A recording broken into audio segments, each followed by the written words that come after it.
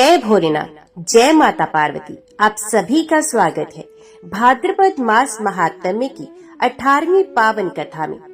कथा कहती है कि जब हिमालय की कन्या पार्वती ने ये प्रण किया कि वे शिव जी को ही पति रूप में प्राप्त करेंगी, तब उनके पिता ने उनका विवाह विष्णु से करने का संकल्प लिया। ये सुनकर पार्वती जी दुखी हो गई और अपनी सखी के साथ घने वन में चली गई। वहाँ उन्होंने कठोर व्रत आरंभ किया और निराहार रहकर शिव जी का ध्यान करती रही। उनकी दृढ़ भक्ति और तपस्या से प्रसन्न होकर भगवान शिव स्वयं प्रकट हुए और माता पार्वती को वरण किया। इसी कारण ये व्रत हरतालिका तीज कहलाया, जहाँ सखी हर कर पार्वती जी को ले गई और उनका विवाह तालिका शिव जी से हुआ।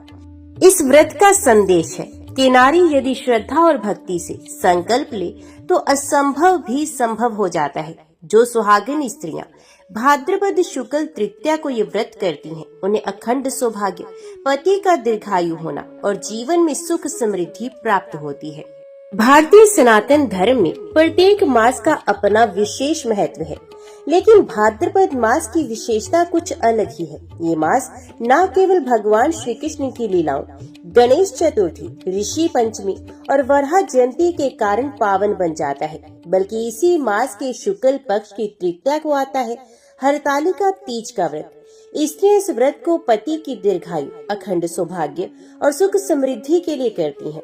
युवा कन्याएं इसे मनचाहा वर पाने के लिए करती हैं, किंतु इस व्रत का मूल रहस्य और कथा जुड़ी है माता पार्वती और भगवान शिव के दिव्य मिलन से।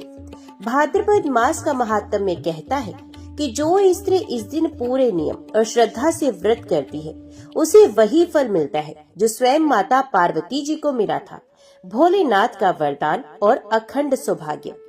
हिमालय पर्वत केवल भौतिक रूप में धरती का आधार नहीं है, बल्कि सनातन परंपरा में इन्हें जीवंत देवता के रूप में पूजा गया है। हिमवान और उनकी पत्नी मेना को वर्षों तक संतान सुख की प्राप्ति नहीं हुई। उन्होंने कठोर तप किया, देवताओं से आशीर्वाद मांगा। अंततः स्वयं माता भगवती ने वचन दिया कि मैं तुम्हारे घर पुत्री रूप में अवतरित होंगी। समय बीतने पर हिमालय के घर एक कन्या का जन्म हुआ। पूरे लोक ने उस अद्भुत रूपवती बालिका को देखकर विस्मय प्रकट किया। उसका नाम रखा गया पार्वती, पर्वत की पुत्री। बाल्यकाल से ही पार्वती असाधारण थी। उनके भीतर भक्ति, करुणा और दिव्यता के गुण विद्यमान थे। वे बचपन से ही भगवान शिव की मूर्ति के सामने ध्यान लगाती और उनके नाम का जप करती। सखियां जब खेल में लीन होती, पार्वती वही मिट्टी का शिवलिंग बनाकर पूजा करती थी। हिमवान और मैना ये देखकर आश्चर्यचकित होते थे, परंतु उन्हें ज्ञात नहीं था कि ये बालिका स्वयं आदि शक्ति का अवतार है, जो केवल एक ही संकल्प लेकर जन्मी है, शिवजी को पति रूप में प्राप्त करना। इस कालखंड में असुरों का उत्पात बहुत बढ़ चुका था। कई बार देवता भी संकट में पड़ जाते थे। वे जानते थे कि केवल शिव पार्वती के विवाह से ही आगे चलकर कार्तिकेय का जन्म होगा, जो असुरों के संहार में मुख्य भूमिका निभाएंगे। इसलिए देवताओं को भी पार्वती जी की तपस्या का महत्व भली भांति ज्ञात था। देवताओं ने अदृश्य रूप में आकर पार्वती जी की भक्ति को देखा और मन ही मन संतोष पाया। उन्होंने कहा, यही कन्या एक दिन जगत जननी बनेंगी और समस्त लोगों की रक्षा का कारण बनेंगी। समय बीतता गया, पार्वती युवती हो गई। उनकी सौंदर्य, शील और गुणों की चर्चा चारों ओर फैल गई। इसी बीच हिमालय को देवऋषि नारद ने संदेश दिया कि इस कन्या का विवाह भगवान शिव के साथ होना ही उचित है। हिमवान को यह विचार असंभव सा लगा। उन्होंने सोचा, शिवजी तो कैलाशवासी हैं, उनका रूप भस्मधारी और विचित्र है, वे गृहस्थ जीवन के लिए कैसे उपयुक्त होंगे। मैना देवी को भी ये विवाह स्वीकार नहीं था। वे चाहती थी कि उनकी पुत्री किसी ऐसे देवता को वरे जो वैभव और ऐश्वर्य से परिपूर्ण हो। इसी कारण उन्होंने विष्णु भगवान के साथ माता पार्वती का विवाह करने का निश्चय किया था। यही घटना आगे चलकर हरतालिका तीज की कथा का केंद्र बनी थी। समय बीते बीते पार्वती जी युवती हो चुकी थी। उनकी सुंदरता, शील और अद्वितीय गुणों की चर्चा तीनों लोकों में फैल गई। स्वयं देवता भी उनकी भक्ति और तपस्या से प्रभावित हुए थे। परंतु माता पिता हिमवान और मैना अपनी पुत्री के भविष्य को लेकर चिंतित थे। मैना देवी का हृदय माँ के स्नेह से भरा हुआ था। वे चाहती थी कि उनकी पुत्री का विवाह किसी ऐसे देवता से हो जो वैभवशाली और ऐश्वर्य युक्त हो। उनकी दृष्टि में शिवजी भस्मधारी, व्याघ्र चर्मधारी और शमशानवासी थे। ऐसे तपस्वी से कन्या का विवाह कर देना उन्हें असंभव प्रतीत होता था। इसी बीच देवऋषि नारद वहां आए। उन्होंने पार्वती जी की हस्तरेखा देखी और कहा, हे हिमवान, आपकी पुत्री का विवाह किसी सामान्य देवता से नहीं हो सकता। उनके हाथों में तो स्पष्ट लिखा है कि केवल शिवजी को ही पति रूप में प्राप्त करेंगी। उनकी तपस्या का फल भी यही है। परंतु नारद के शब्दों को मैना देवी ने स्वीकार नहीं किया। उन्होंने कहा, शिवजी गृहस्थ जीवन के योग्य नहीं। मेरी पुत्री को मैं ऐसे तपस्वी के हाथों में नहीं सौंप सकती। मैं चाहती हूँ कि उसका विवाह विष्णु भगवान से हो। पार्वती जी सब जानती थी। ये बचपन से ही संकल्प ले चुकी थी कि केवल शिवजी को ही पति रूप में स्वीकार करेंगी। वे माता को समझाना चाहती थी, परंतु पुत्री धर्मवश मौन रही। रात्रि में जब सब सो जाते, पार्वती जी एकांत में शिवजी का ध्यान करती और वे कहती, हे भोलेनाथ, यदि मेरा जीवन किसी कार्य के योग्य है तो मुझे आपके चरणों की प्राप्ति ही हो। मेरा जन्म केवल इसी उद्देश्य से हुआ है। मैं ना किसी और को चाहूंगी, ना किसी और का वरण करूंगी। उनकी ये दृढ़ निष्ठा देखकर स्वयं देवगण भी प्रसन्न थे। परंतु विवाह की तैयारियां विष्णु भगवान के साथ होने लगी। पार्वती जी की सखियां उनकी पीड़ा समझती थी। ये बार बार उनसे कहती, देवी, आप तो जन्म से ही महादेव की उपासिका हैं, फिर ये विवाह कैसे संभव है?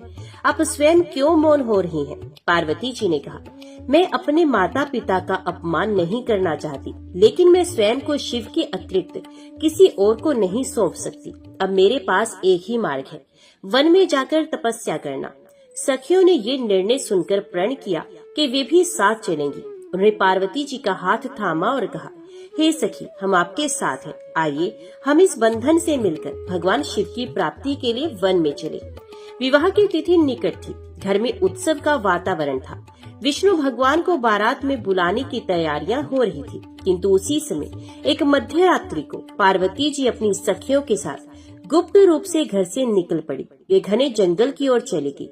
ये दृश्य अत्यंत अद्भुत था। पर्वतराज की पुत्री, किंतु वस्त्र साधारण, हाथों में केवल पुष्प और जल पात्र, हृदय में अटूट संकल्प और मुख पर केवल एक ही नाम, शंकर शंकर। वन में पहुंचकर उन्होंने कठोर तपस्या आरंभ की। वे न भोजन करती, न जल पीती, केवल पत्तों पर निर्वाह करती और कभी कभी तो निराहार ही रह जाती। सखियां उन्हें ढांढस बंधाती और साथ साथ भक्ति गीत गाती। पार्वती जी की तपस्या दिनों दिन कठोर होती गई। वे एक चरण पर खड़ी होकर घंटों घंटों तक ओम नमः शिवाय का जप करती थी। कभी जल त्याग, कभी अन्न त्याग, कभी केवल वायु सेवन से ही दिन व्यतीत करती। देवता, ऋषि और सिद्धगण उन्हें देखकर चकित थे। उन्होंने आकाश से पुष्प वृष्टि की और कहा, धन्य है ये कन्या जो केवल एक ही लक्ष्य के लिए तप कर रही है, भोलेनाथ को पाने के लिए। ये तपस्या ही आगे चलकर हरतालिका तीज व्रत का आधार बनी थी। उधर हिमवान और मैना को जब ये ज्ञात हुआ कि उनकी पुत्री घर से गायब है तो वे चिंतित हो गए। उन्हें खोजबीन करवाई, परंतु पार्वती जी का पता नहीं चला। देवर्षि नारद ने उन्हें समझाया और कहा, हे पर्वतराज, ये सब दिव्य लीला है। आपकी पुत्री शिवजी के अतिरिक्त किसी अन्य को पति रूप में स्वीकार नहीं करेगी। उसका यह वन गमन ही भविष्य में संसार के लिए कल्याणकारी होगा। धीरे धीरे ये बात संपूर्ण लोक में फैल गई कि हिमालय की कन्या तपस्या कर रही है। सभी को ज्ञात हो गया कि पार्वती जी का एकमात्र संकल्प शिवजी को पति रूप में प्राप्त करना ही है। वन में आकर पार्वती जी ने जो तप आरंभ किया था, वे दिन प्रतिदिन कठोर होता चला गया। प्रथम चरण में वे केवल फल फूल खाती थी, फिर उन्होंने फल भी त्याग दिए और केवल पत्तों पर निर्वाह करने लगी। इसी कारण उनका नाम अपर्णा पड़ा। धीरे धीरे उन्होंने पत्ते भी त्याग दिए और केवल वायु पर जीवन यापन करने लगी। अंततः तप की ऐसी अवस्था आई कि वे निराहार होकर केवल ओम नमः शिवाय जप में लीन रहने लगी। उनकी देह क्षीण हो गई, किंतु तेज और कांति और भी बढ़ गई। उनका स्वरूप दिव्य हो गया।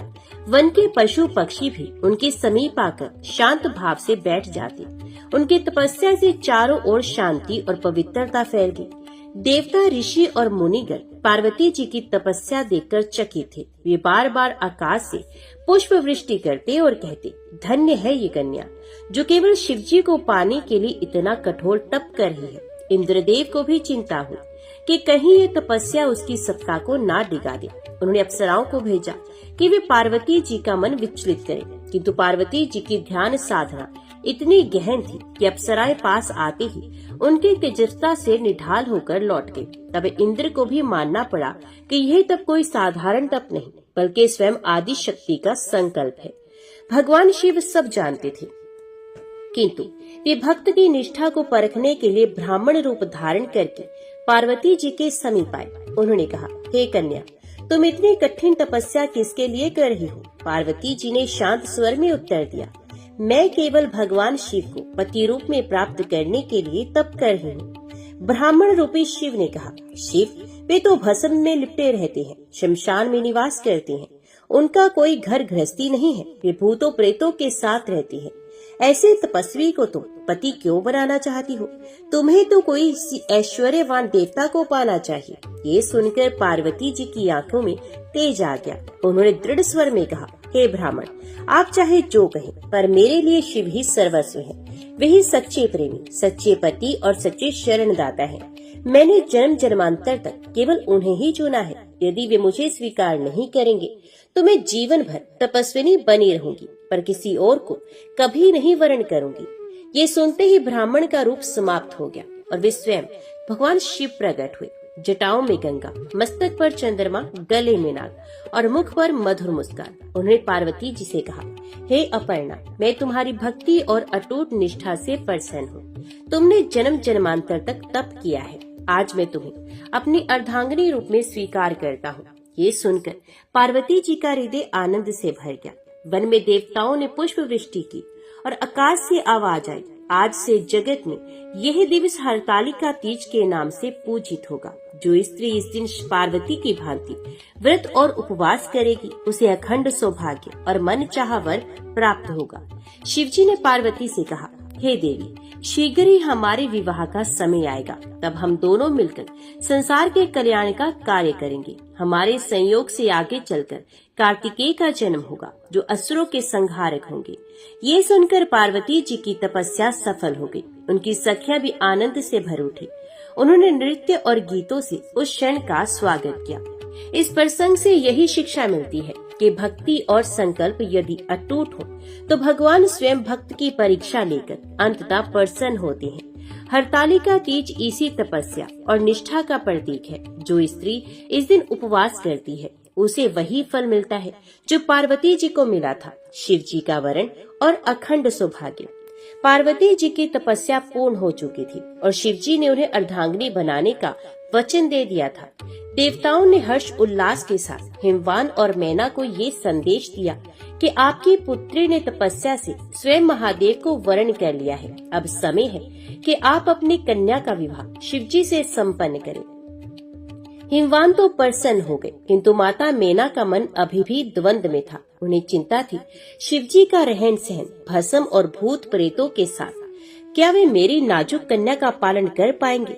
देवर्षि नारद ने उन्हें समझाया, देवी, महादेव की बाहरी लीला साधारण प्रतीत होती है, परंतु वे सच्चे करुणा मूर्ति और पति के रूप में सर्वश्रेष्ठ हैं। पार्वती जी का संकल्प किसी अन्य से विवाह का है ही नहीं। आपको इसे ईश्वरीय विधान मानकर स्वीकार करना चाहिए। विवाह का दिन निश्चित हुआ। जब शिवजी बारात लेकर कैलाश से निकले तो वे दृश्य अद्भुत और विस्मयकारी था। एक और देवता, ऋषि, गंधर्व, सिद्ध और अप्सराएं थी, तो दूसरी ओर भूत, प्रेत, योगी और गण थे। शिवजी बैल नंदी पर आरूढ़ होकर जटाओं में गंगा और मस्तक पर चंद्रमा धारण किए भूत गणों के साथ चल रहे थे। बारात का दृश्य देखकर हिमवान और उनके परिजन विस्मित हो गए। देवी मैना तो भयभीत हो गई और कहने लगी, हे नाथ, ये कैसी बारात है? ये तो भव्य प्रतीत होती है। तब भगवान विष्णु ने समझाया, देवी, ये शिवजी का स्वरूप है। वे योगियों के योगी हैं। उन्हें किसी आडंबर की आवश्यकता नहीं। आप निश्चिंत रहिए, यही सच्चे वर है। अंततः ये पावन क्षण आया। हिमालय की विशाल गुफाओं के बीच भव्य मंडप सजाया गया। संपूर्ण देवगण, ऋषि, मुनि और ब्रह्मा विष्णु साक्षी बने। वेद मंत्रों और स्तोत्रों की ध्वनि के बीच भगवान शिव और माता पार्वती का विवाह संपन्न हुआ। देवताओं ने पुष्प वृष्टि की, गंधर्वों ने गान किया, ऋषियों ने स्तुति की। ये विवाह केवल एक युगल का संयोग नहीं था, बल्कि ये संपूर्ण सृष्टि के संतुलन का आधार था। अब आदि शक्ति और आदिदेव का मिलन हो चुका था। जब पार्वती जी ने वन में जाकर अपनी सखी के साथ तप किया था, उसी दिन को हरतालिका तीज कहा गया। हर का अर्थ है हरण करना और तालिका का अर्थ है सखी, अर्थात जब पार्वती जी की सखी ने उनका हाथ पकड़कर उन्हें वन में ले जाकर विष्णु विवाह से बचाया, उसी घटना से इस व्रत का नाम पड़ा हरतालिका तीज। इस व्रत का संदेश है, स्त्री यदि दृढ़ संकल्प कर ले तो उसे मनचाहा वर अवश्य प्राप्त होता है। भक्ति और तपस्या के बल से असंभव भी संभव हो जाता है। निष्ठा, संयम और श्रद्धा से किया गया व्रत कभी निष्फल नहीं होता। हरतालिका तीज के दिन स्त्रियां निर्जल उपवास करती हैं। वे मिट्टी से शिव पार्वती की प्रतिमा बनाकर पूजा करती हैं। पूरे दिन कथा और भजन कीर्तन होता है। रात्रि जागरण किया जाता है और अगले दिन व्रत का पारण होता है। कन्याएं ये व्रत करती हैं तो उन्हें मनचाहा पति मिलता है। विवाहित स्त्रियां करती हैं तो उन्हें अखंड सौभाग्य और पति का लंबा जीवन प्राप्त होता है। इसलिए इसे सौभाग्य का व्रत भी कहा जाता है।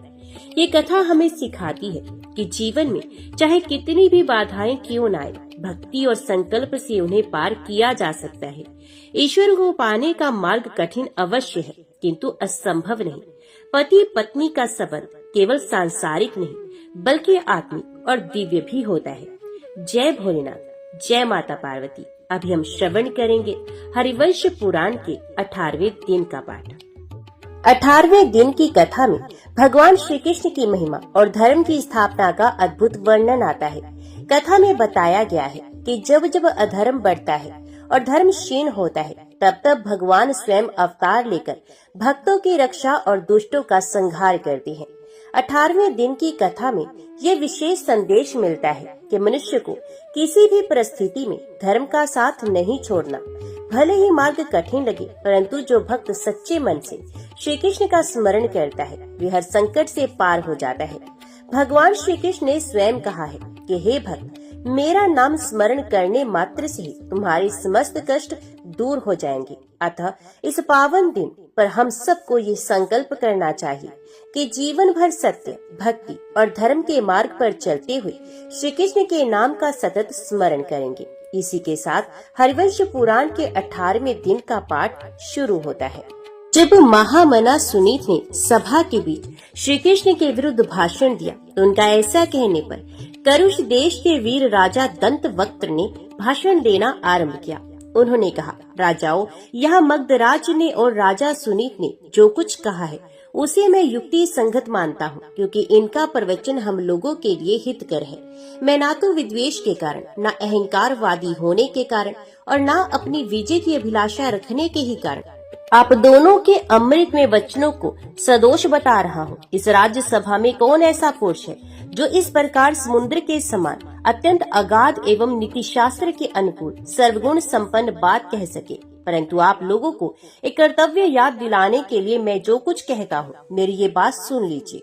नरेश्वरों, यदि वसुदेव नंदन भगवान श्री कृष्ण यहाँ पधारे हैं तो इसमें आश्चर्य की क्या बात है। जैसे हम सब लोग यहाँ आए हैं, उसी तरह श्री कृष्ण भी चले आए हैं। इससे क्या दोष है और क्या गुण। हम सब लोगों के आगमन का एक उद्देश्य है, राजकन्या की प्राप्ति। हम लोगों ने एक साथ मिलकर आपस में एकता स्थापित करके जो गोमंत पर्वत पर घेरा डाल रखा था, उस दशा में यदि वहाँ युद्ध हुआ होता तो उसे आप लोग दोष कैसे बता रहे हैं। राजन, वीर बलराम और श्री कृष्ण कंस को मोह में डालने के लिए वनवास कर रहे थे, वृंदावन के किनारे रहते थे। परंतु देवऋषि नारद के कहने से उन दोनों भाई बलराम और श्री कृष्ण को कंस ने उनका वध करने के लिए बुलवाया और कुवल यापिड़ हाथी के द्वारा आक्रमण कराकर उन दोनों वीरों के क्रोध को उद्दीप्त किया।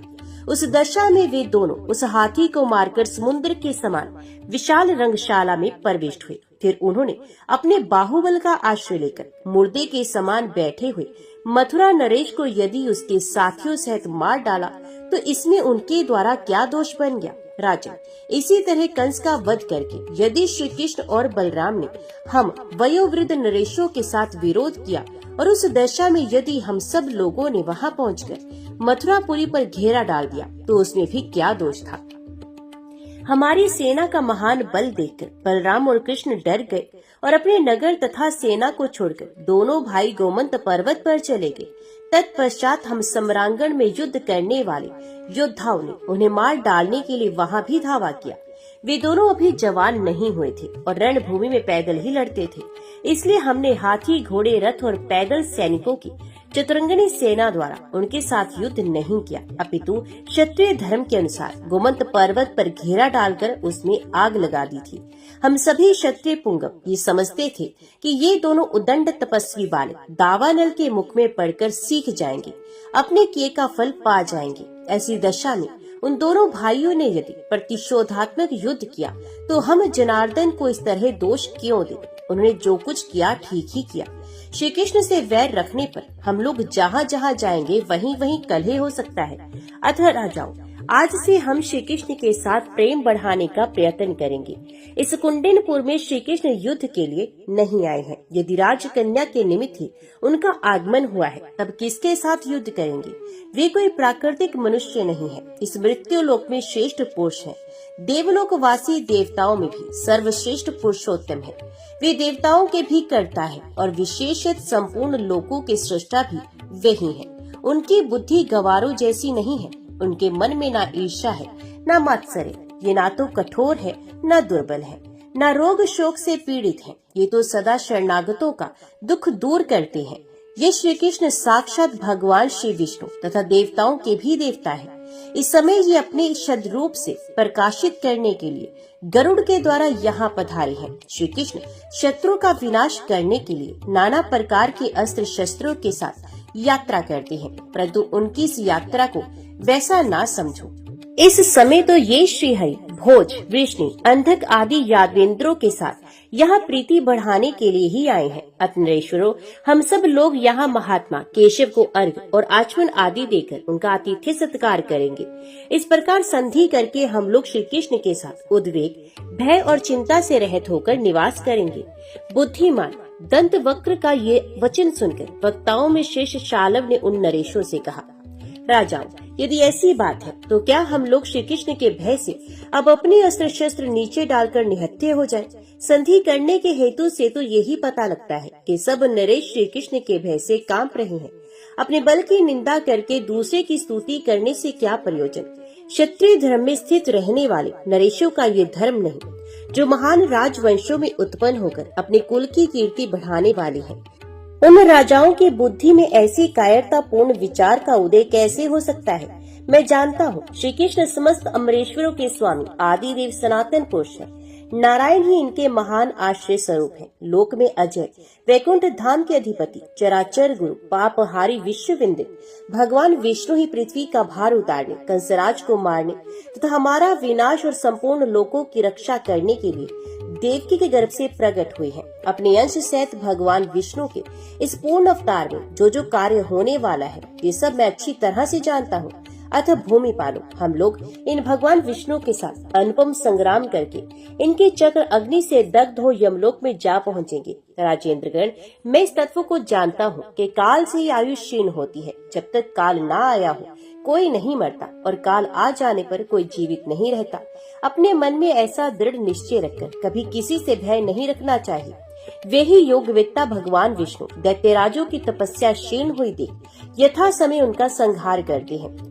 उन्हें देव देवेश्वर ने महाबली विरोचन कुमार बलि को, जो किसी के हाथ से मारे जाने वाले नहीं है, बांधकर उन्हें पाताल लोक का निवासी बना दिया। नरेश्वरों, भगवान विष्णु की ऐसी ही चेष्टाएं हुआ करती हैं, अतः आप लोगों का युद्ध के लिए विचार करना अनुचित है। श्री कृष्ण का यहाँ आना युद्ध के लिए नहीं हुआ। राजकन्या जिस किसी का भी वर्ण करेंगी उसी की पत्नी होगी, इसमें झगड़े की कौन सी बात है? राजाओं में सदा अटल प्रीति बनी रहनी चाहिए। उन बुद्धिशाली नरेशों के इस प्रकार कहने पर भी राजा भीष्मक अपने पुत्र के कारण कुछ बोल न सके। वे अपने महान बल के घमंड में भरा रहता था, भार्गव अस्त्र से सुरक्षित था और रणभूमि में प्रचंड पराक्रम प्रकट करने वाला अतिरथी वीर था। भीष्मक ने मन ही मन अपने उस पुत्र का चिंतन करके इस प्रकार कहा, मेरा पुत्र सदा बल के घमंड में भरा रहने वाला और अभिमानी है। वे श्री कृष्ण और उनके प्रभाव को सहन नहीं कर पाता तथा युद्ध में किसी से नहीं डरता। इसमें संदेह नहीं कि श्री कृष्ण की भुजाओं के बल से कन्या का अपहरण होगा। उस अवसर पर महापुरुष के साथ महान विग्रह एवं युद्ध होकर ही रहेगा। उस अवस्था में श्री कृष्ण से द्वेष रखने वाला मेरा अभिमानी पुत्र कैसे जीवित रह सकता है। अतः मुझे श्री कृष्ण के हाथ से यहाँ अपने पुत्र की रक्षा होती दिखाई नहीं देती। कन्या के लिए पितरों का आनंद बढ़ाने वाले अपने ज्येष्ठ पुत्र केशव के साथ और केशव को अपने पुत्र के साथ युद्ध करने का अवसर कैसे दूंगा। रुक्मी का मनोभाव मूर्ता से भरा हुआ है। अतः वे भगवान नारायण को रुक्मणी का वर बनाना नहीं चाहता। वे बल के मद से उन्मत्त रहता और युद्ध से कभी मुंह नहीं मोड़ता है। अतः जैसे आग लगने से रुई का ढेर जल जाता है, उसी प्रकार वह श्री कृष्ण से भिड़कर निश्चय ही भस्म हो जाएगा। विचित्र प्रकार से युद्ध करने वाले अत्यंत बलवान केशव ने करवीरपुर के शूरवीर राजा श्रीगाल को क्षण भर में धूल में मिला दिया। जब बलवानों में श्रेष्ठ श्रीमान केशव वृंदावन में रहते थे, उस समय उन्होंने गोवर्धन पर्वत को उठाकर 7 दिनों तक उसे एक ही हाथ से धारण कर रखा था। उनके उस दुष्कर कर्म को याद करके मेरा हृदय अत्यंत शीतल हो जाता है।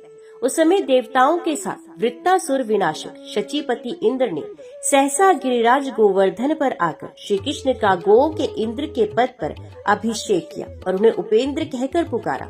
यमुना के कुंड में निवास करने वाले घोर कालियानाग अपने विषग्नि से प्रज्वलित हो काल और अंत के समान प्रतीत होता था, किंतु श्री कृष्ण ने उसका भी जिस प्रकार दमन किया वे सबको विदित है। महाप्रकर्मी केशी नामक दानव घोड़े का शरीर धारण करके रहता था। उसको जीतना देवताओं के लिए भी अत्यंत कठिन था, परंतु इन भगवान वासुदेव ने उसको भी मार डाला। इन्होंने समुद्र में चिरकाल से नष्ट हुए सांदीपनि के पुत्र को पंचजन दैत्य का वध करके यमलोक से ला दिया था। गोमंत पर्वत पर जो महान युद्ध हुआ था, उसमें बहुत से राजाओं द्वारा ये दोनों भाई गिर गए थे, परंतु वसुदेव के उन दोनों महाप्रकर्मी पुत्रों ने हाथी, घोड़े तथा रथों का संहार रूप अत्यंत भयदायक पराक्रम कर दिखाया। हाथी से हाथियों के समूह को, रथ से रथ आरूढ़ योद्धाओं को, घुड़सवार से ही घुड़सवारों को और पैदल योद्धा से ही पैदलों को मारकर यमलोक पहुंचा दिया। देवताओं, असुरों, गंधर्वों, यक्षों, सर्पों, राक्षसों, नागों, दैत्यराजों, पिशाचों ने भी कभी हाथी, घोड़े और रथों को ऐसा घोर संहार नहीं मचाया था। उस संग्राम को बारंबार याद करके मेरा मन शिथिल होता जा रहा है। मैंने पहले कभी भूतल पर सूर्यश्रेष्ठ भगवान वासुदेव को छोड़कर दूसरे किसी वैसे मनुष्य का होना ना तो देखा है, ना ही कभी सुना है।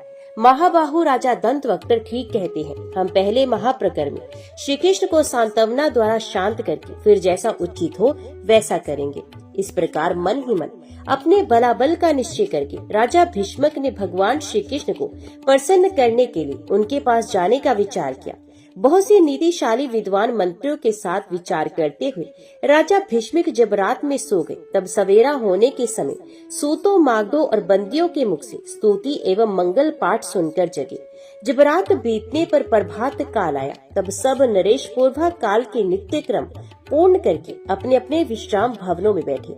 राजाओं ने अपनी ओर से जिन जिन राजकुमारों को विदर्भपुरी में भेजा था, उन्होंने लौटकर अपने अपने राजाओं के पास एकांत में जाकर वहां का समाचार निवेदन किया। श्री कृष्ण के अभिषेक का समाचार सुनकर कुछ नरेश तो बहुत ही प्रसन्न हुए, कुछ लोग अत्यंत दीन भयभीत हो गए, दूसरे राजा उदासीन बने रहे। इस प्रकार श्री कृष्ण के अभिषेक से चालित हुई मनुष्यों, हाथियों और घोड़ों से भरी हुई वे सेना 3 भागों में बट गई और महासागर के समान विक्षुब्ध हो गई। राजाओं में श्रेष्ठ भीष्मक उन नरेशों में भेद हुआ देखकर और स्वयं अपने ही किए हुए अचिंत्य अपराध का विचार करके मन ही मन चिंता से दग्ध होते हुए उन नवदेवों के समाज में उन्हें समझाने के लिए गए। इसी बीच में इंद्र के दूत राजा कृत और कौशिक के पास जा पहुँचे और सर झुकाकर एक पत्र निकालकर उन्हें दिया। फिर वे राजाओं के समुद्र जैसे समाज में घुस गए। कृत और कौशिक भगवान के भक्त थे, उन पर कृपा करने के लिए ही भगवान स्वयं वहां पधारे थे। जब भगवान श्री कृष्ण के साथ विनीता नंदन गरुड़ भी विदर्भपुरी में गए, उस समय कौशिक ने उन वसुदेव के लिए मन ही मन इस प्रकार चिंतन किया, यदि हम दोनों भाई श्री कृष्ण का अभिषेक करें तो भगवान श्री कृष्ण के आश्रय में अभिषेक को देखकर हमारे पापों का नाश हो जाएगा तथा सबके मन में विशुद्ध भाव का उदय होगा। अतः मैं राजाओं से कहूँगा, वसुदेव पुत्र भगवान श्री कृष्ण का दर्शन कर लेने पर निश्चय ही सबके पापों का क्षय हो जाता है। हम दोनों ने श्री कृष्ण के तत्व का साक्षात्कार किया है। तीनों लोकों में उन कमल नयन देवाधिदेव जनार्दन श्री कृष्ण से बढ़कर सुपात्र दूसरा कौन है? नरेश्वर। हम दोनों उनके आतिथ्य सत्कार के समय उन्हें कौन सी ऐसी वस्तु भेंट करें जिससे उत्तम पात्र को पाकर उसका समुचित आदर न करने के कारण हमारे धर्म का लोप न होने पाए। इस प्रकार दोनों भाई कृत और कौशिक आपस में विचार करके अपना राज्य समर्पित करने की इच्छा से भगवान केशव के निकट गए। भगवान के पास पहुंचकर विदर्भ नगर के स्वामी वे दोनों महाभाग वीर उन श्रीहरि को सर झुकाकर प्रणाम करने के पश्चात उनसे इस प्रकार बोले, भगवान आज आप हमारे घर पधारे, इससे हम दोनों का जीवन सफल हो गया, हमारा यश भी सफल हो गया और हमारे संपूर्ण पितृ भी तृप्त हो गए। ये चामर व्यजन शस्त्र ध्वज सिंहासन सेना तथा समृद्धिशाली कोष से परिपूर्ण ये पुरी हम दोनों भाइयों के साथ आपकी सेवा में समर्पित है। हम सब आपके हैं। महाबाहो आप उपेंद्र हैं, साक्षात देवेंद्र ने आपका अभिषेक किया है। हम भी इस राज्य पर आपका अभिषेक करते हैं, सारा राज्य आपको दे रहे हैं। हम दोनों ने जो आपका अभिषेक रूप कार्य कर दिया उसे बहुत से भूपाल अथवा स्वयं राजा जरासंध भी अन्यथा नहीं कर सकता। मगध देश का अधिपति महातेजस्वी राजा जरासंध आपका शत्रु है। उसने आपके विरुद्ध होकर राजाओं को अभय प्रदान किया है। ये प्रतिदिन आपके संबंध में इस तरह की बातें किया करता है। कोई भी सिंहासन श्री कृष्ण के बैठने योग्य नहीं है, क्योंकि इस पर मूर्धाभिषिक्त नरेश ही बैठ सकती हैं। इनका कोई नगर या राजधानी भी नहीं है। अतः देवकी नंदन श्री कृष्ण राजाओं के समाज में सिंहासन पर कैसे बैठेंगे? श्री कृष्ण भी महाप्रकर्मी, अभिमानी और महातेजस्वी हैं। वे कन्या के लिए स्वयंवर में कदापि नहीं पधारेंगे। जब राजा लोग अपने सिंहासनों पर बैठे रहेंगे उस समय वहाँ महातेजस्वी श्री कृष्ण नीच आसनों पर कैसे बैठेंगे? इस प्रकार पूछे जाने पर राजा भीष्मक ने उसकी बात सुनकर हम दोनों के साथ सलाह की और कलह की शांति के लिए उन्होंने आपके विश्राम के लिए इस उत्तम भवन का निर्माण कराया है। प्रभु आप देवताओं के भी आदि देव हैं। समस्त संसार आपके चरणों में मस्तक झुकाता है। आप मृत्यु लोक में मानव जगत में राजा ही नहीं राजेंद्र बनकर रहिए, जिससे नरेंद्रों के समुदाय में आसन का संकट उपस्थित न हो। महातेजस्वी गोविंद विदर्भ नगर में इन राजाओं के राजेंद्रता को आप विचलित कर दीजिए और कल प्रातः काल रंग भूमि में एक उज्जवल सिंहासन पर विराजमान होइए। आज आप शास्त्रीय विधि के अनुसार अपने आप को अधिवातिस कीजिए। फिर कल मैं ऐसा प्रयत्न करूंगा जिससे देवराज इंद्र के आदेश से सब राजा आपके अभिषेक के लिए यहाँ पधारेंगे। ऐसा कहकर वीर कृत और कौशिक ने दोनों हाथ जोड़कर सूर्यश्रेष्ठ श्री कृष्ण को प्रणाम किया और राजाओं से भरे हुए रंगस्थल में देवराज इंद्र का वह आदेश पत्र भेजा। महातेजस्वी कौशिक ने देवदूत के वचन को जैसा कि वज्रधारी इंद्र ने उसके द्वारा कहलाया था स्वयं लिखकर राजाओं को सुनाया तथा इंद्र के आदेश पत्र को भी पढ़ा। कौशिक ने कहा, राजाओं आप सब लोगों को ये विदित है कि अपनी महिमा से कभी च्युत न होने वाले भगवान श्री हरि गरुड़ के साथ अतिथि रूप से विदर्भपुरी में पधारे हैं। उन्हें आया देख ये उत्तम पात्र है। ऐसा सोचकर राजा कृत ने भगवान वासुदेव को धर्म के लिए अपना सारा राज्य समर्पित कर दिया है। फिर मेरे भाई कृत ने भगवान से कहा, प्रभु ये सिंहासन आपकी सेवा में समर्पित है, इस पर बैठिए। उनके इतना कहते ही किसी आकाशचारी दिव्य प्राणी ने, जिसका शरीर दिखाई नहीं देता था, ये बात कही। देवदूत ने कहा, नरेश्वर जिस पर दूसरे लोग बैठ चुके हैं ऐसा सिंहासन तुम्हें श्री कृष्ण के लिए देना उचित नहीं है। इनके लिए तो ये संपूर्ण रत्नों से विभूषित दिव्य सिंहासन प्रस्तुत है, जो जाम्बूनद नामक स्वर्ण का बना हुआ और परम उज्ज्वल है। साक्षात विश्वकर्मा ने इसका निर्माण किया है। ये सिंह के चिन्ह से चिन्हित है। देवराज इंद्र ने ये आसन भगवान के लिए भेजा है। समस्त चराचर प्राणी जिनके चरणों में मस्तक झुकाते हैं वे देवेश्वर भगवान श्री कृष्ण जब इस पर बैठ जाएं, तब तुम लोग बहुत से राजाओं के साथ रहकर इनका राजेंद्र के पद पर अभिषेक करो। इस कुंडिनपुर में राजकन्या की प्राप्ति के लिए जो जो नरेश पधारे हैं उनमें से जो कोई भी इनके अभिषेक में नहीं आएगा वे इनका वध्य होगा। ये 8 अक्षय कलश हैं, जो निधियों के अंश से उत्पन्न हुए। ये राजा धीराज महात्मा धनेश कुबेर के कलश दिव्य कलश हैं, जो स्वर्ण और रत्नों से संपन्न है। इनके आभूषण और आसन भी दिव्य हैं। ये कलश श्री कृष्ण का राजेंद्र पद पर अभिषेक करने के लिए राजाओं के साथ आ रहे हैं। नरेश्वरों, ये मैंने आप लोगों से इंद्र का संदेश सुनाया है, अतः आप लोग इस लिखित आज्ञा पत्र के द्वारा सब राजाओं को बुलाकर भगवान श्री कृष्ण का अभिषेक करें। कौशिक ने कहा, ऐसी प्रेरणा देकर तथा श्री कृष्ण के लिए प्रातः कालीन सूर्य के समान कांतिमान सिंहासन समर्पित करके वे आकाश में स्थित हुआ देवदूत स्वर्गलोक को चला गया। इसलिए मैं आप लोगों को श्री कृष्ण का अभिषेक करने के लिए प्रेरित कर रहा हूँ। आप में से जो लोग यहाँ पधारे हैं उन सबके लिए साक्षात इंद्र के द्वारा दी गई इस आज्ञा का उल्लंघन करना अत्यंत कठिन एवं भयंकर है। आकाश से 8 कलशों द्वारा श्री कृष्ण का स्वयं ही अभिषेक होगा। ये अद्भुत दृश्य पृथ्वी पर सर्वथा दुर्लभ है। आप लोगों को भी ये दर्शनीय उत्सव अवश्य देखना चाहिए। इस आश्चर्यजनक दृश्य को देखकर हम सब लोगों का पाप निश्चय ही दूर हो जाएगा। शेष नरपतियों, आप लोग देवादिदेव विष्णु स्वरूप श्री कृष्ण को नहलाने के लिए आई, उससे भय न कीजिए। हमने आप लोगों के लिए जनार्दन से संधि कर ली है। भगवान श्री हरि समस्त नरेशों को अभयदान कर रहे हैं। हमने श्री कृष्ण के स्वरूप को अच्छी तरह देख और समझ लिया है। आप लोगों के प्रति इनका भाव सर्वथा शुद्ध है। विशेषित मगधराज जरासंध के लिए उनके हृदय में तनिक भी वैर नहीं दिखाई देता। इसलिए यहाँ जो कार्य कारण उपस्थित है उस पर आप लोग अच्छी तरह विचार कर ले। ऐसी बात सुनकर वे राजा शाप के भय से पीड़ित हो नाना प्रकार की चिंताएं करने लगे। इतने में ही उन राजेंद्रों ने महात्मा केशव के निमित्त पुण्य आकाशवाणी सुनी। देवराज के शासन से किसी अदृश्य व्यक्ति ने मेघ के समान गंभीर ध्वनि से आकाश को पूर्ण करते हुए इस प्रकार कहा, त्रिलोकीनाथ इंद्र, प्रजापालन के लिए तुम सब राजाओं का हित चाहते हुए तुम्हें इस प्रकार आज्ञा दे रहे हैं। तुम लोग श्री कृष्ण के साथ वैर भाव रखकर अथवा श्री कृष्ण को वैरी बनाकर जो उनके साथ रहते हो, ऐसा तुम्हारे लिए उचित नहीं।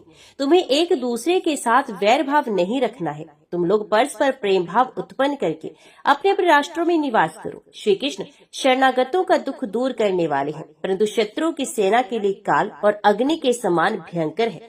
तुम लोग इनके साथ प्रेम भाव रखकर निश्चिंत एवं प्रसन्न रहो। साधारण मनुष्यों के लिए राजा ही देवता है, राजाओं के लिए देवता ही आराध्य देव है। देवताओं के देवता इंद्र हैं, इंद्र के भी देवता भगवान श्री कृष्ण हैं। ये भगवान विष्णुदेव देवताओं के भी देवता हैं। ये केशव ही मनुष्य लोक में मानव रूप में अवतीर्ण हुए हैं। समस्त लोकों में देवता, दानव और मनुष्य इन्हें कभी जीत नहीं सकते। कार्तिकेय के साथ साक्षात भगवान त्रिशूलधारी शंकर के लिए भी वे अजय हैं। उन्हीं देवादिदेव महात्मा केशव के लिए देवताओं सहित मेरी ये इच्छा है कि इनका राजेंद्र पद पर अभिषेक हो। इससे बढ़कर मुझे और कौन सी इच्छा हो सकती है। परंतु राजेंद्र पद पर किसी का अभिषेक करने के लिए देवताओं का अधिकार नहीं। इसलिए मैं स्वर्गलोक वंदित श्री कृष्ण का स्वयं भी अभिषेक नहीं कर रहा। श्रेष्ठ नरेशगण, राजेंद्र पद पर किसी को प्रतिष्ठित करने का अधिकार केवल राजाओं को ही प्राप्त है। अतः तुम लोग कृत और कौशिक के साथ विदर्भपुरी में जाकर भली भांति सोच विचार करके शास्त्रीय विधि के अनुसार श्री कृष्ण का अभिषेक करो। नरेश्वरों, ये तुम लोगों के लिए परस्पर प्रेम पूर्वक संधि कर लेने का समय है। इसलिए तुम्हें समझाने के लिए मैं देवताओं की ओर से दूत बनाकर भेजा गया हूँ। शेष राजाओं, भगवान श्री कृष्ण विदर्भ नगर में विराजमान है और उन्हें उनका अधिवास सुना दिया गया है, अर्थात वे पूर्वांग संस्कार से संपन्न हो गए हैं। राजा कृत और कौशिक उनका राजेंद्र पद पर अभिषेक करने के लिए सारी तैयारी कर चुके हैं। तुम सब लोग उन दोनों के साथ महान उत्सव करके राज्य अभिषेक के द्वारा भगवान का सत्कार और उनके परिक्रमा करने के पश्चात उन्हें प्रसन्नता पूर्वक स्वयंवर में लौट आओ। ये रंगभूमि सूनी ना हो जाए, इसके लिए यहाँ 4 श्रेष्ठ राजा बैठे रहें। जरासंध, सुनीत, महारथी रुक्मी और सौभ विमान के अधिपति राजा शालक। इस प्रकार चिंद्रांगन के द्वारा कही गई देवेश्वर इंद्र की आज्ञा सुनकर उन सभी श्रेष्ठ नरेशों ने श्री कृष्ण के अभिषेक में जाने का विचार किया। बुद्धिमान नरेश जरासंध ने भी उन्हें जाने की अनुमति दे दी। फिर तो वे राजा भीष्मक को आगे करके अपनी सेनाओं के साथ वहां गए। महाबाहु भीष्मक भी अपनी सेना के साथ दूसरे राजाओं को साथ लिए कौशिक के भवन में, जहाँ महाबाहु श्री कृष्ण विराजमान थे, वहां गए। उस समय अपने पुत्र के दोष से उनका चित्त चिंता की आग में जला रहा था। भगवान के स्नान के लिए सुंदर स्वर में देव सभा इस भूतल पर आई थी, जो दूर से ही प्रकाशित हो रही थी। वे ध्वजा पताकाओं से अलंकृत थी। उसमें दिव्य रत्नों की प्रभा सबोर व्याप्त हो रही थी। दिव्य ध्वजाएं फहराती थी, दिव्य वस्त्रों की पताकाएं उसकी शोभा बढ़ाती थी और दिव्य आभूषणों से वे सभा विभूषित थी। उसमें जगह जगह दिव्य पुष्पों की मालाएं लटक रही थी। दिव्य गंधों से वे सभा सुभाषित थी। विमान पर चलने वाले कांतिमान देवताओं ने उसे सब ओर से घेर रखा था। दिव्य अप्सराओं के समुदाय, विद्याधरों के समूह, गंधर्व, मुनि और किन्नर सब और आकाश में स्थित हो देवेश्वर श्री कृष्ण का यश गाते थे तथा मुनि, सिद्ध एवं महर्षि उनकी स्तुति करते थे। देवताओं की दुदंबिया आकाश में स्वयं ही बज उठी। आकाश में खड़े हुए देवता सब ओर से बारंबार सुगंध चूर्ण गिरा रहे थे। देवताओं के साथ शची वल्लभ देवेंद्र स्वयं आकर एक श्रेष्ठ विमान पर आरूढ़ हो आकाश में स्थित थे और सब लोग उन्हें प्रत्यक्ष देख रहे थे। जो 8 लोकपाल थे वे अपनी दिशाओं में स्थित हो सब और भगवान के यश का गान, नृत्य एवं स्तुति करते थे। उनके नृत्य, गान आदि के सम्मिलित शब्द को सुनकर सभी नरेशों के नेत्र आश्चर्य से खिल उठे और उन्होंने उस मंगलमय दिव्य सभा में प्रवेश किया। उसमें बलवान महाबाहु कौशिक समस्त नरेशों के पास जाकर उनका विधि पूर्वक पूजन करके उन सबको भीतर ले आए। जब भगवान को समस्त राजाओं के शुभ आगमन की सूचना दी गई, तब संपूर्ण मंगलमय सामग्रियों से पूजित हुए वे श्रीमान हरि भवन से बाहर निकले। तदंतर आकाश में स्थित हुए ये दिव्य कलश, जिनके कंठ में वस्त्र लपेटे गए थे तथा जो आम्र पल्लवों से सुशोभित थे, भगवान के ऊपर बादलों के समान जल की वर्षा करने लगे। उन दिव्य कलशों ने भगवान का राजेंद्र पद पर अभिषेक करते समय दिव्य स्वर्ण एवं रत्नों के समुदाय से युक्त, दिव्य पुष्पों से सुवासित तथा सुगंध चूर्ण से मिश्रित जल के द्वारा शास्त्रोक्त विधि के अनुसार श्री कृष्ण के अभिषेक का कार्य संपन्न करके उन्हें सुंदर दिव्य वस्त्र आभूषणों द्वारा अलंकृत एवं नरेशों के लिए दर्शनीय कर दिया। तत्पश्चात दिव्य वस्त्र, विचित्र दिव्य माला और दिव्य अनुलेपन से वहां आए हुए राजाओं का विधि पूर्वक सत्कार करके उनकी अनुमति ले भगवान श्री कृष्ण अपने स्नान के लिए इस भूतल पर उतरी हुई सुंदर एवं रमणीय देव सभा के भीतर विराजमान हुए। उस समय यादव तथा विदर्भ देशीय नरेश उनकी सेवा में पास ही खड़े थे। इच्छा अनुसार रूप धारण करने वाले बलवान एवं महापरिक्रमी गरुड़ मनुष्य का रूप धारण करके भगवान के दाहिने बगल में जाकर एक आसन पर बैठे।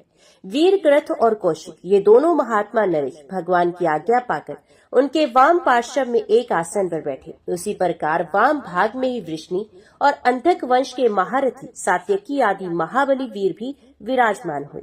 सूर्य के समान तेजस्वी तथा दिव्य विशोणों से सुसज्जित दिव्य सिंहासन पर सुख पूर्वक बैठे हुए श्रीमान भगवान श्री कृष्ण देवताओं के साथ विराजमान शचीपति इंद्र के समान शोभा पा रहे थे। तदंतर मंत्रियों से राज आज्ञा पाकर सभी नरेश उस भवन में प्रविष्ट हुए।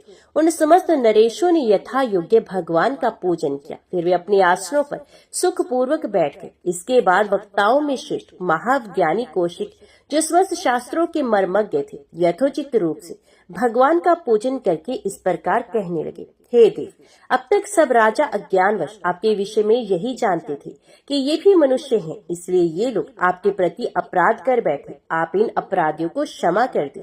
श्री कृष्ण ने कहा, कौशिक, मेरे मन में एक दिन भी वैर नहीं टिकता। विशेष क्षत्रिय धर्म में स्थिर रहने वाले नरेशों पर, जो युद्ध को धर्म समझकर उसमें प्रवृत्त होते और अधर्म से मुंह मोड़े रहते हैं, कि इसलिए क्रोध किया जाए। भूमिपालो, जो बीत गया वे गया, जो लोग मर गए वे स्वर्ग में चले गए।